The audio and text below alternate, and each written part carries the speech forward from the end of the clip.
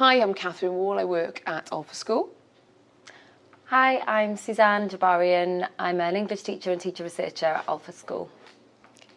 Over the past 3 years, we've been engaging in curriculum development at Olchfa School, and we're into our third year of that journey. And as part of that process, the school employed a research team from within school to look at specifically the efficacy of the new curriculum and to carry out action research so that we could really understand and progress the curriculum in an evidence-based way. So over the past year, the research team, there's 5 researchers at Olchfa, have been looking at action-based research. One area they've looked at in particular is iCalculate, which is maths and IT, the maths and IT department. Susie, could you just tell us a little bit about what that action-based research was? So the iLearn evaluation highlighted independent learning as a sort of a topic or an area that we really needed to improve and look at within school. The iCalculate action research project had a specific focus on metacognitive strategies.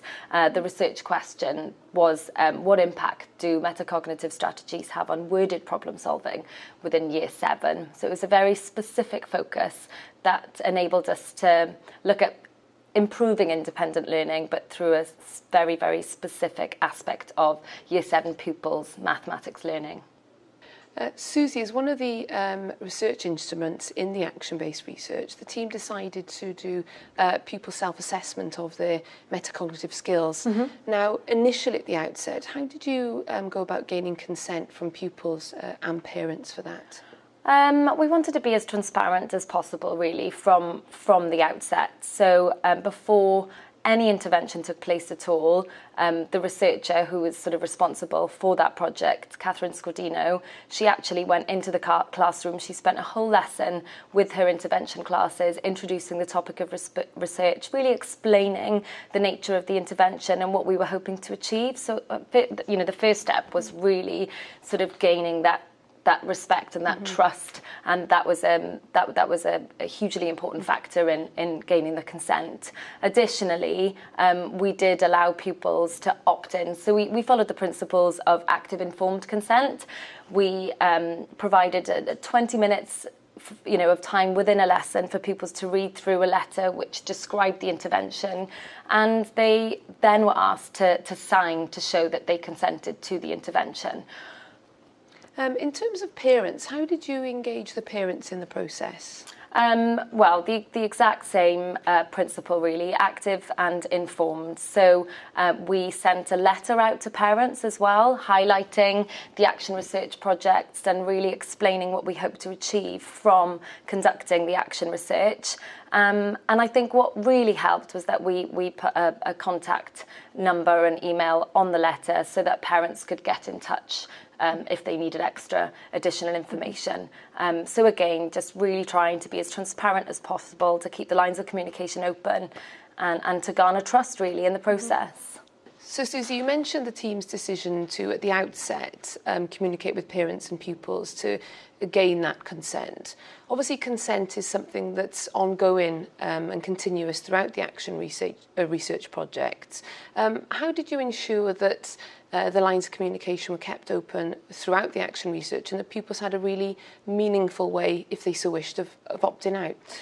That was something that was really important to us. We certainly didn't want to think that just because pupils had signed a letter at the start, for example, that they were committed to consenting, to contributing to the intervention throughout the process. Some of these interventions lasted up to 6 weeks, and we really wanted to communicate the fact that pupils could opt out at any point.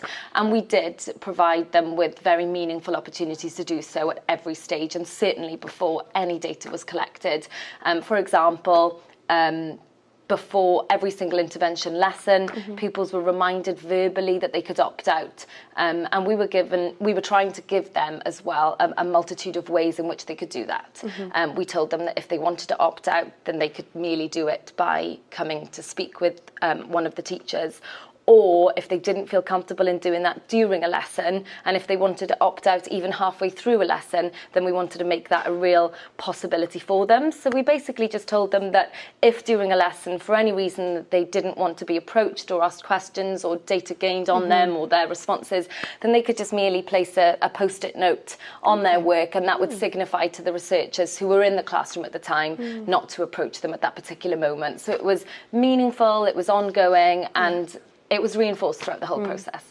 So just to dig a little deeper then, were the pupils allowed to not do the self-assessment, or was it the collection of data that was the issue? Yeah, well, we made it very, very clear to the pupils at the start that any of the strategies being utilised as part of the intervention formed part of normal, everyday teaching and practice. So they weren't, at no point were the students ever being asked to do something that would be abnormal to what they would experience in the classroom anyway. As you know, pre and post self-assessment is very, very common in our classrooms, and pupils partake in those kinds of activities all the time. So we did have to be clear in our initial discussions with the pupils that even if they didn't want their data or any data, qualitative or quantitative, to be collected on them, then that they would still be expected to carry out these strategies and the interventions, because the strategies and interventions were forming part of the teaching for that particular lesson. So in relation to the iCalculate action research, was there any other ethical issues this research team had to consider? Yes, absolutely. One of the things I think that we had to be really aware of was the distinction between anonymity and confidentiality. Within the iCalculate intervention, we were looking at, we were only actually taking data on 12 pupil participants who had actively given their consent.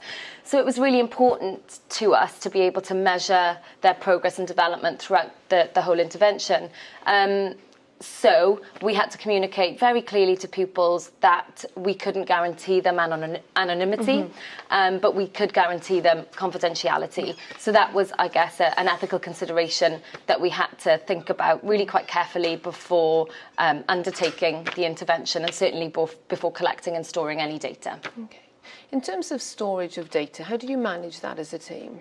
Well, we're very lucky to have our own room here at Olchfa, so any sort of paper qualitative data, such as observations, schedules, etc., were kept under lock and key in the research room, and obviously any data, any electronic files were stored with using an encrypted USB.